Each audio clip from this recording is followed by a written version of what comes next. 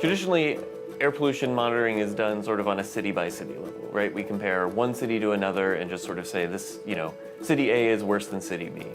But we really want a more detailed understanding of that because we know that within a city there can be variations. So one of the main research efforts in my group is to understand how air pollution varies across a city.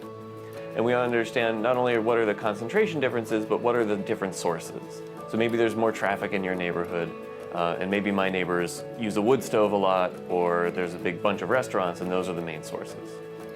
We try to understand these spatial variations with a combination of ambient measurements, meaning we go outside and measure air pollution, laboratory experiments, and mathematical models.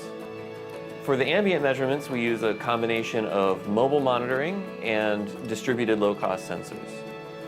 The mobile monitoring obviously has the advantage that we can go anywhere there's a road, but we only have one lab, so we can only be in one place at a time, but we try to make the most of that by using really chemically specific instruments that operate at high time resolution. And because we have all this chemically specific information, we can link that to the various sources. So if your neighborhood does have more traffic than mine, we can pull that out from our data. For the low-cost sensors, the advantage is that they are low enough cost that we can put out lots of them and measure air pollution in a lot of different neighborhoods.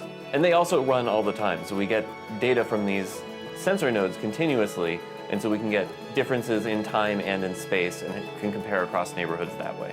We can then inform not only what are the temporal and spatial patterns, but we can also link that back to the sources so we could design control strategies that might be more targeted than just trying to reduce air pollution across a whole city.